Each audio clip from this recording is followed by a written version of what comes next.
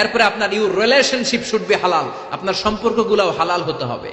এখন নতুন নতুন টার্মিনোলজি বের হয়েছে, আগে নি শুনতামই না, এখন বলে হুজুর আমার জিএফ, আমার বিএফ। কি রে জিএফ কি? কয় হুজুর জিএফ মানে গার্লফ্রেন্ড, বিএফ মানে বয়ফ্রেন্ড, আছে না নাই?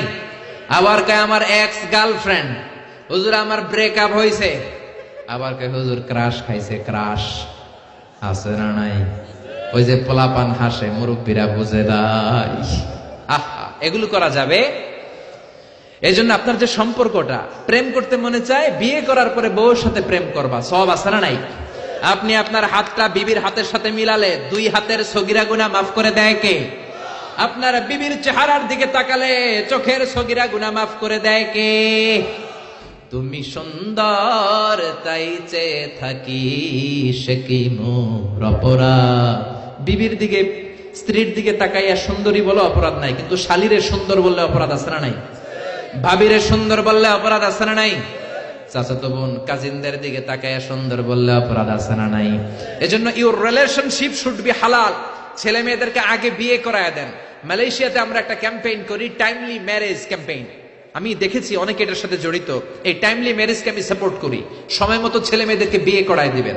আপনি ছেলে মেয়েদেরকে সময় মতো বিয়ে না করানোর কারণে এই মেয়ের দ্বারা, ছেলের দ্বারা যত গুনাহ হবে তার পার্সেন্টেজ গুনাহ আপনার আমলনামাতেও আছে না নাই? এজন্য ইসলাম বলে ইউর রিলেশনশিপ শুড বি হালাল। তোমার সম্পর্কটা হতে হবে হালাল সম্পর্ক। বিবাহ বহির্ভূত ইল্লিগাল ম্যারেজ সিস্টেমে কোনো সম্পর্ক ইসলামে জায়েজ নাই, হারাম। চিল্লা এখন ঠিক কিনা?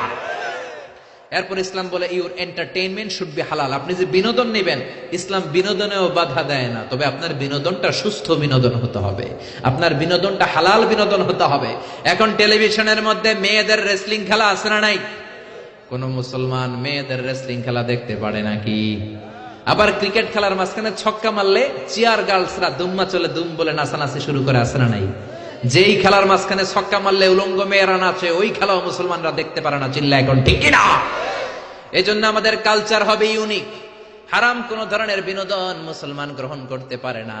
মুসলমান গ্রহণ করবে হালাল বিনোদন। তার মানে ইউর ফুড শুড বি হালাল, ইউর ড্রিঙ্ক শুড বি হালাল, ইউর ইনকাম শুড বি হালাল, ইউর রিলেশনশিপ শুড বি হালাল, ইউর এন্টারটেইনমেন্ট, আপনার বিনোদন শুড বি হালাল।